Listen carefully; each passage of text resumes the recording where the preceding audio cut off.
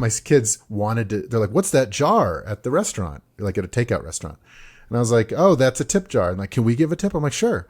And they were about to put it in. I'm like, oh, wait. They got to see you put it in. Yeah, right. They're like, why? I'm like, I don't know. It kind of feels good when you put it in and they look at you and nod and say thank you. Okay, so let's record the intro now. So what did Milkless? Because I think we start with the name. Two dads. We love our kids, but then we also need them to know that we're like pretty cool and it's not like a wimpy podcast. So, hey, Milkless. Hey, welcome. Hey, Milkless. Call the audience, Milkless. What's up, Milkless? Max coming at you. What if that's it? That's our first take. All right, Matt, we are back live via satellite. Milkless coming at you. We got a great episode for you today. It's come to the Milkless desk from Matt's father, Skip Naylor. Saw the article. That's right. In the Harlan Batson Naylor III, known to his friends as Skip. It's called, the article's titled, Stop Trying to Raise Successful Kids. Love it. Matt, how do you want to get into it? There's a bunch of good, meaty studies and data in there that I can use to round us out as we're diving in. How do you want to get in? Well, I just want to say one thing before we get in, because there was one thing that the article said that I thought was cool. That's kind of applicable even more broadly than this particular topic. But we often say that like our kids don't listen to us, they watch us, right? But this article actually expands on that a little bit to say our kids don't listen to us, they watch us, and they also very much notice what gets them attention. So one way to model behavior is to do it yourself. Another way to model behavior is to really make sure that they receive attention for the things you really want them to do. That's kind of like a fundamental piece of this bigger discussion of like, what are you raising your kids to be? But help us, round us out, dive us in, all the good things you always do. All right, because I think that there's some really good jam-packed studies in here that then can become the foundation for the episode today, and we'll keep it tight. So here's what's cool. Like 90% of American parents say that one of their top priorities for their kids is to be caring. So it's what we want, right? But to your point, Matt, kids don't listen to us, they watch us. 81% of kids say that their parents value achievement and happiness over caring. So it kind of makes sense. Kids are frustratingly good hypocrisy detectors. I find that all the time with my kids. They're like, but you said... Yeah. But it makes sense. It's very common in at least American culture to kind of say, how'd you do in school today? Oh, do you have that test? Like, how'd you do? Anytime someone sees our kids in soccer gear, did you win? Mm-hmm. It's just normal. That's what we ask. So we ask about these outcomes. So, but some other really cool studies. There's a longitudinal empathy study, looked at American college students, and there's, from 1979 to 2009, substantial drop in empathy. But what's interesting is like they still, I think, had empathy, but they were less likely to feel that it was like their responsibility. Yeah. It was like what I gleaned from the article is like they still care when things are going bad for people, but they feel like it's less up to them to do anything about it. They're less likely to volunteer, give charitably. Now, we should say there's a lot of things that you could tie this to that are not about parenting. I mean, certainly like we've lost the third place where people gather to a large extent. We kind of have a more individualistic society than we've ever had. People, technology, social all the things media, cell phones. All the things that you normally hear about like why society is not as tightly knit as it used to be. But I think, so I don't want to put all of this on parenting. Yeah, but take a little Goodwill Hunting. It's not your fault. It's not your fault. It's not your fault. Okay, have a cry into the milkless shoulder. It's not your fault. Shut the fuck up. I know. Not you. Yeah. God damn that scene. God, I'm crying. So anyway, also lost letters experiment. So sociologists scattered thousands of lost letters in American cities. I think it had the postage on it. Once in 2001 and again in 2011. And it was just kind of seeing like who would pick up these letters and put them in a mailbox. Like what, and I think they were like a standard distance away from a mailbox. So that helpfulness dropped by 10% over that decade, but only in the United States. It did not happen in Canada. Canada kept the same helpfulness.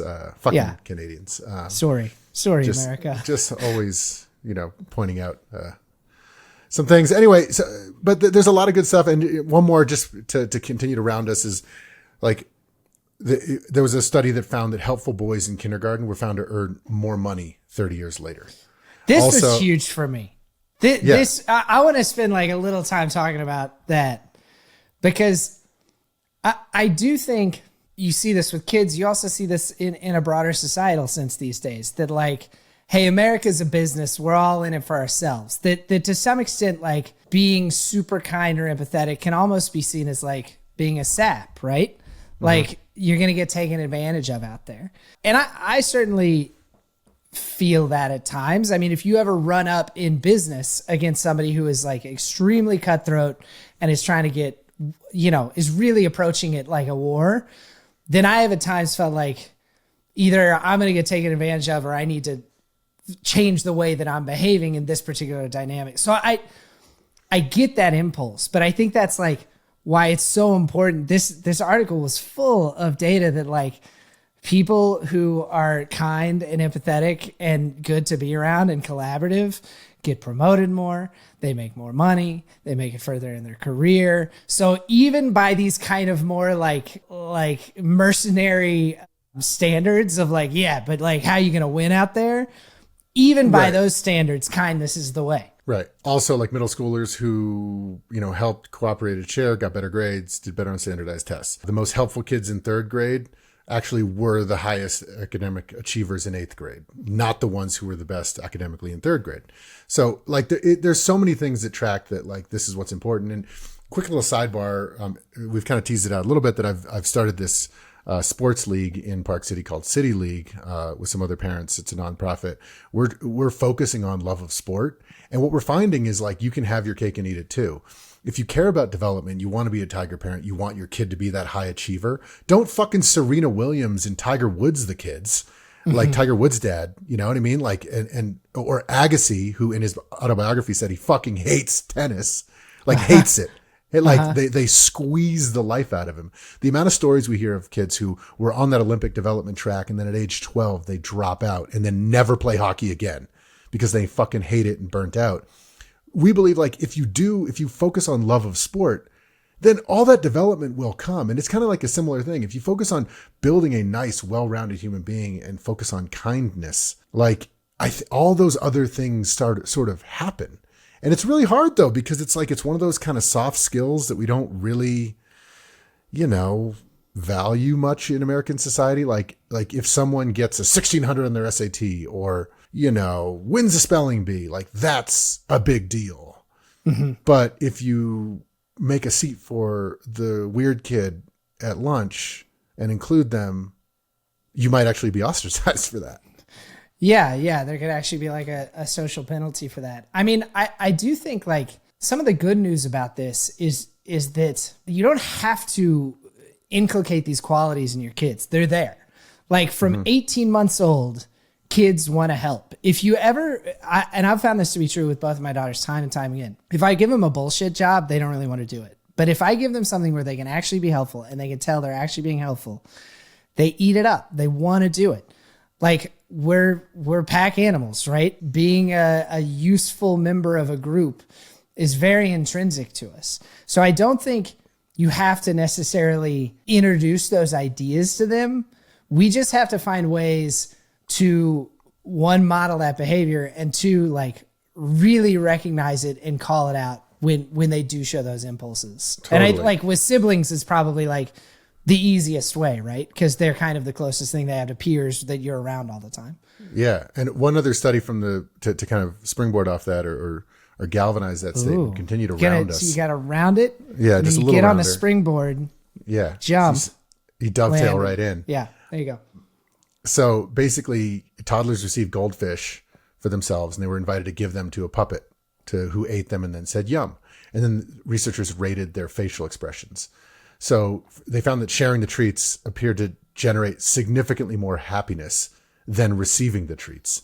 But they also got even more happy when the treats that they gave came from their own bowl rather than like the communal other bowl. So it's like, that's deep in there. Yeah. The kids want it. I think the other thing that's interesting is the other study that was pulled that like it actually can result in them being more successful in life. So it's kind of like the same, you can have your cake and eat it too. It's like if you love something, set it free.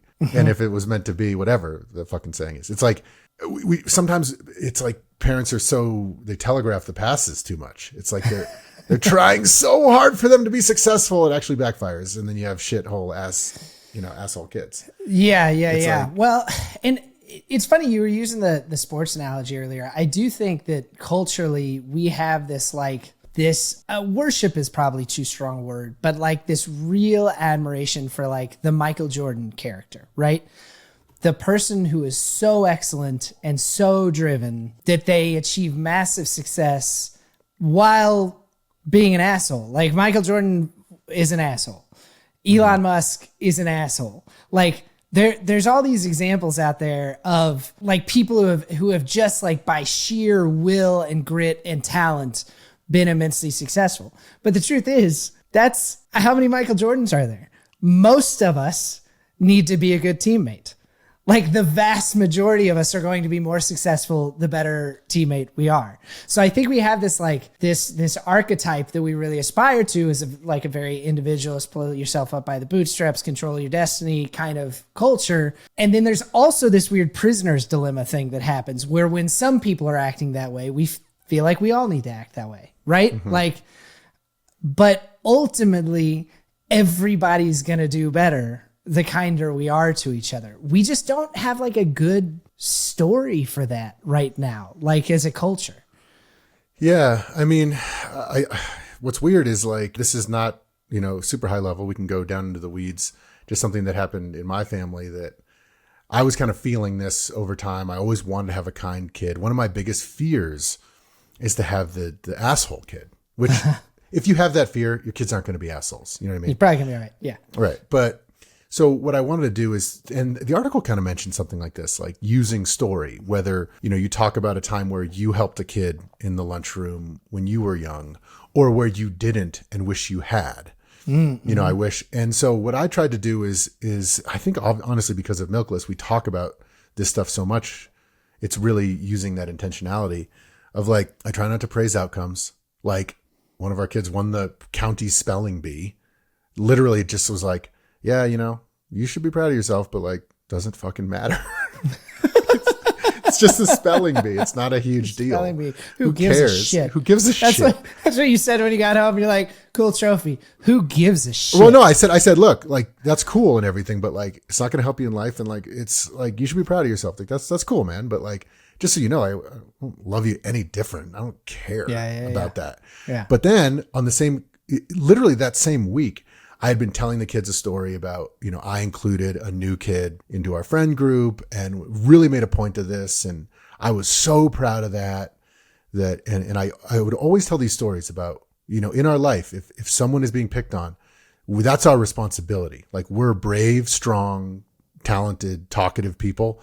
And I think, and I tell the story a lot, like it would be the worst thing if somebody gets picked on. And even if you don't, it's not your responsibility. So don't get injured. Don't get into a dangerous situation. But that's who we can be. And we can be superheroes in our little town because there's nothing cooler than the person who can stick up to someone. And I've been saying that for years. And then I just thought it was falling on deaf ears. I just heard this story 2 days ago. Apparently one of our sons, there was a big, outdoor, or the concert thing where they all practice this dance all year.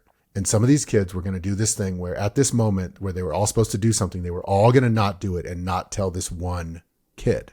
And the kid was going to be super embarrassed and it was going to like devastate this kid.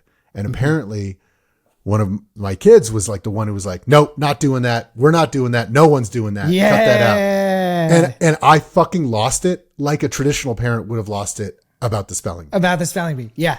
I was like, yes. I almost started crying. I showed him my goosebumps. I'm like, this is everything. I'm so fucking proud of you. And that is something to be celebrated just in life. Like that is like, who cares about winning a fucking game or getting all fours or all top scores on the stupid regional state reading exam. Yeah. It's like, who gives a flying fuck? Like it's about this shit. This is what you can lose your mind about. This episode is brought to you by the Milkless Patreon. If you want to keep listening, it's only going to cost $79.99 per month. We're going entirely offline, so you can no longer listen unless you pay $79.99 per month.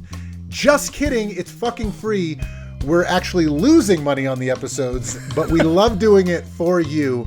All we want is for you to tell a friend. Think about that one friend who listens to podcasts. They told you about serial podcasts. They told you about, and it's like, tell them about one. Yeah. And it's milkless. Just return the favor. The $79.99 does get you feet pics from Max. So if you're into that. You know what's cool about that story? This had not occurred to me until you're telling that story. One of the things that they mentioned in the article is, and this is with the older kids, with like high schoolers, that there's a couple of ways to get status essentially when you're that age, because we're like, we all think about status, whether we like it or not. We all think about like, where do we measure up in our tribe? And then one way to get status is like the popularity contest. And often those kids aren't that nice. People can be a little scared of them, but they're cool. And the other way to gain status, and then of course, like, being really good at sports helps with your status. The other way is to just be well liked by everybody. And I remember those kids from my school who were like, they could just magically be cool. And maybe they drank, maybe they didn't, but they didn't have to be cool. And like, they could make good grades without it hurting their social standing. And they were just such good fucking hangs that everybody's like, this guy's awesome. And so what I think about with that is like the allure of being popular in that traditional sense is that it feels like it gives you a lot of power, right? Like it feels good to have power in social dynamics. Mm-hmm. But what you were talking about with what your kid did, it's like there is immense power in keeping somebody from being bullied. There's an immense power in helping someone else gain acceptance into a group. You're exercising tremendous social capital being kind, because I think so. I think kindness is just like we talked about earlier. It's getting coded a little bit as like weakness or being a sap or being like, you're going to get taken advantage of. Totally. No, it's the opposite. When you are like a leader in kindness, that's immense power. And that's what I've been saying over the years is like, okay, a lot of times there's going to be that kid who's like the talkative, popular, cool kid. And sometimes it'll dip the toe into bullying, right? Like, let's make fun of this kid. It is totally okay if you are complicit and you don't raise your mouth, or you don't raise your hand, you don't step in. That's normal. But what is exceptional? And to be honest, it's the fucking coolest thing you can do. Yeah. If you stop the bully, who's kind of your friend, like he's not going to like then bully you. Uh-huh. Like if you are at that place where you are, you're the number 3 in the pecking order, number 4, if you can be like, no, we're not. And I basically kind of role played that whole exact thing. That is the coolest fucking thing, because then everyone looks at you and everyone was kind of feeling it. Like maybe even the bully didn't want to do the thing, like it's just an idea. Like we're basically just large language models. We got ideas. I throw them out. That'd be fun. And then we don't think of the repercussions. Like actually that would be kind of shitty to that kid. Mm-hmm. And no one feels good when they make fun of somebody or bully. But if you do the thing and you stand up, like, for example, it didn't happen 2 years ago. Same kid who eventually did this baller ass fucking superhero move. At his birthday, there was all boys and one girl because she was kind of their friend. And I was like, hey, I just want you to know going into this, I want you to like stick up for the girl. Like if anybody says anything, like that's what we do in this family. We are the people who stand up for people and we don't let any of this shit fucking happen, blah, blah, blah. And one of the other kids said, why is she here? Like, why are there girls here? Blah, blah, blah. And I looked at my son and he didn't do anything. He just kind of like, he didn't add in, but he just kind of was a little shy. That's a hard moment. It's a hard moment. I talked to him after. I'm like, look, totally fine. That's hard. But going forward, I just want you to know, like, that would be huge. That's like the biggest thing you can do in this world. Like, that's better than scoring the 1600 on the SAT. Yeah. If you stand up for someone, that is a moment that will affect that person's life. And it makes you powerful. It makes you, it's not like cutting off a piece of your rib and giving it to someone as some fucking altruism. It's also part of my fucking hero, dad, guy shit. Stand up for the little guy. Stand up for the little guy. Yeah. Yeah. It's my thinking about it in terms of like siblings. My 2 daughters were in the pool and we had friends over. And so my oldest daughter was playing with her friend who is her age. And my youngest daughter is like just getting good at swimming. And she started like swimming in the deep end with the grown up right beside her. But she's like swimming herself and she's You should see this little girl. I've never seen anybody more proud. She just is like beaming. And so she was getting ready to launch in the deep end, and she was trying to get her big sister's attention. Sister. And her big sister was playing with her friend. And, you know, she hears sister 350 times a day. So she was just tuning it out. But I could tell that, you know, my little one wanted her to watch her. And I was like, how do I get her big sister to watch her without like telling her to? Because then that sucks, right? Right. And I was like, hey, kiddo, my older kiddo, I think it would be a really big deal to your sister if you watched her do this. And suddenly this like thing clicked, like how much her opinion matters to her little sister. It was that same deal. It's like you have immense power in this relationship. What you think and what you notice means a ton to your little sister. And so, and like as soon as that light bulb clicked, my oldest kid like swam to the shallow end to wait for her. Her friend joined her. They cheered my little 2-year-old all the way across the pool and then grabbed her and lifted her up and chanted her name Rudy style when she got there. And it was not like, hey, pay attention. Your little sister's trying to get your attention. It was like, what you do here matters a lot. Yeah, totally. To the people around you. And here's the thing is like, when I'm a good person and kind, like you're the philosophy bro. Like what's the Nietzsche, Sartre, whatever, like that there's no such thing as truly selfless acts or whatever. Oh yeah. There's no such thing as true altruism. It's Kant originally, but yeah, whatever. So like that, meaning like a lot of times, like if I'm helping someone, like for example, I think we said this before, like if I'm giving, my kids they're like, what's that jar at the restaurant? Like at a takeout restaurant. And I was like, oh, that's a tip jar. And like, can we give a tip? I'm like, sure. And they were about to put it in. I'm like, oh, wait. They got to see you put it in. Yeah, right. They're like, why? I'm like, I don't know. It kind of feels good when you put it in and they look at you and nod and say thank you. Yeah. So it's like, you know, but at the end of the day, it's like, okay, am I an asshole because I want a little bit? No, I mean, I'm still helping people out with the whatever. So it's like, you can also start to code selflessness, not just because like, we are so pure, we must help people. It's like, no, bro, it feels fucking good to help people.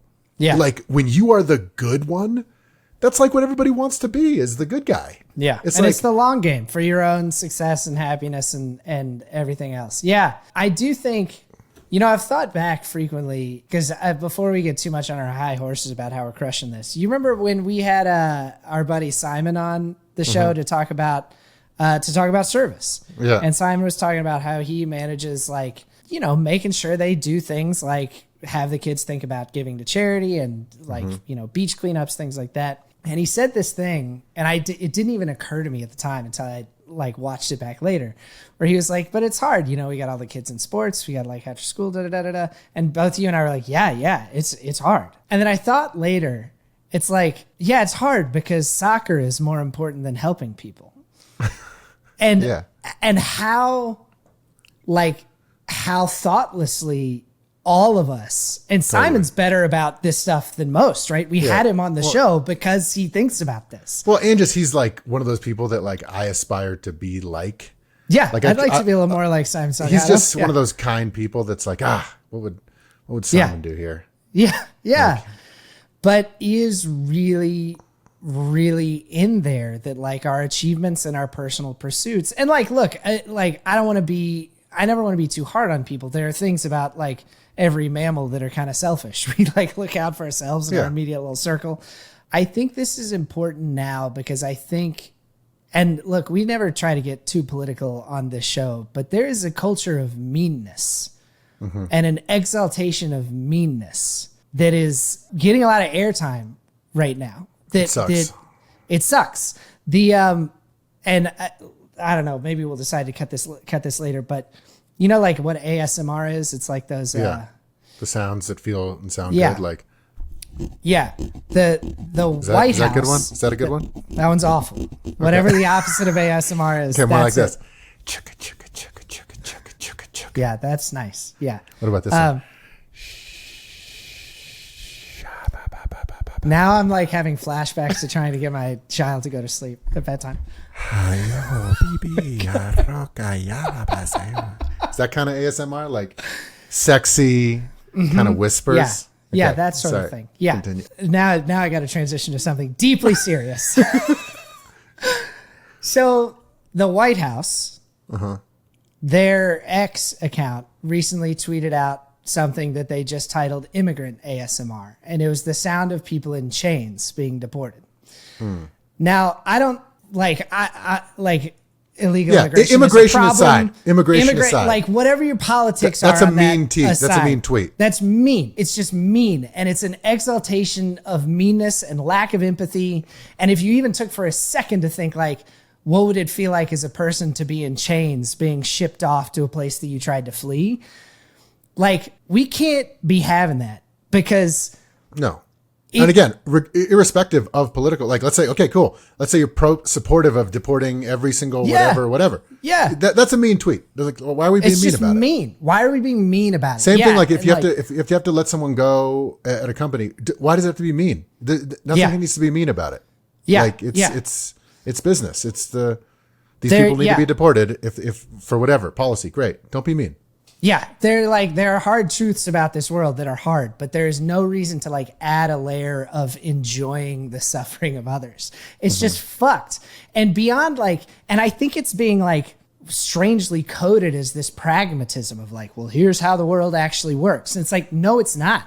We get to choose how the world works. And if we try to make the world work that way, it ain't gonna happen. Like that is not right. And here's the thing: there's a difference between being kind and then like you can do both. It's the same thing in Milkless Middle. We don't want to raise a bunch of fucking wusses. You know what I'm saying? Yeah. It's like if you need to let someone go in a company, you let someone go. You don't. If you have a friend who's toxic to you, you terminate that friendship. If someone needs to be deported for whatever reason, they gotta go.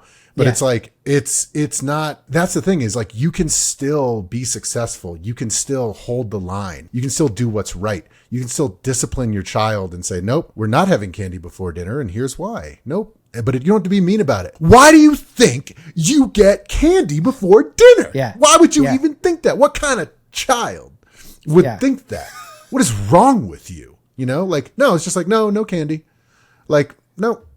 Yeah. Like, no, you're not, whatever. It's the same thing. Yeah. Well, yeah. Well, and interestingly, one of the things that this article mentioned, we got to remember to link the article in the show notes because it's a good one. But is that one of the things that they maybe trace this to is that there has been a real positive emphasis on girls standing up for each other, for themselves more, and not just being like unflinchingly accommodating and just doing things for it's at the cost of themselves. And I've seen that. It's interesting in some like friends of mine more on the progressive side who are like, no, my daughter's gonna be a bad bitch and fuck all y'all.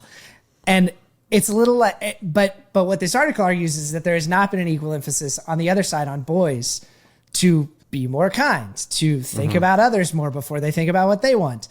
And so you have this kind of like old school like version of gender equality, which is like all the kind girls are getting hard and all the asshole boys are staying assholes. No one's picking up the letters to try to win. Yeah. No one's picking up the letters. Putting them in the fucking mailbox. God damn it. Yeah. It's pretty much solved. I think that that the reason that I keep coming back to this idea that like it is ultimately in your self-interest to be that way is the ultimate argument to me against like, oh, if you're kind, you're a sap. Oh, the real way to do it is make sure you get yours. It's like, no, actually the real way, the data shows that you make more money, get more promoted, get better jobs, have a better life is to be nice to other people and to be empathetic and to think about what other people need. Like there's kind of, once you make that, that's like checkmate, man. It's like, then what are you going to go out and be an asshole for? Yeah. And last little thing, sample size of one, but when I was growing teams and doing the Fair Harbor company, like I grew a really, really big sales team. And the meme that always stuck in my head is like, this is a boss. And it was like this guy in Egypt, like sitting on top of the rocks, like whipping the 4 people in front of them, dragging him. And this is a leader standing in front with the 3 people pulling the rocks like all together. And it's like, there's 2 ways, again, there's a million ways, but there's 2 main ways to be a boss. You can be that leader. It doesn't need to be fucking mean. Yeah. You know, like you can be a kind boss, but still be, relatively cutthroat. Like you make the decisions when the decisions need to be made. But this weird thing where like meanness is associated with like, oh, that person's, yeah, they really know what's up. It's like, that's weird. It doesn't need to be that way. It sucks. Yeah. All right. I mean, this is something I'm going to keep thinking about, man, because I do think that, like, in some ways I'm doing this pretty well. I think I remember to praise kindness, like, particularly among my kids pretty well, but I don't think I do a good enough job of modeling spending the time to help other people because that's what you do. It's as simple as that. Like, whether it's service or, like, I'll do the odds and ends thing. Like, I'll pick up trash that I see that isn't wet trash. As long as it's dry there trash. Are limits. Yeah. I'll help people who seem to be lost in the mountain bike trails. Hey, do you need help? That type of stuff. But one little step further, maybe once a year, doing a family volunteer thing. It'd be so easy. It's so rewarding. I mean, you're never going to regret that. So you get to be the kid giving the puppet the goldfish. Yeah, we should. Yep. We should do that. And then whoever doesn't do it, shame the other co-host. Sounds good. That's how I started meditating. Sounds good. All right, brother. I'll talk to you soon. This episode of Milkless is brought to you by Viola Archer in the case of the Purple Martin. Thank you. Bye.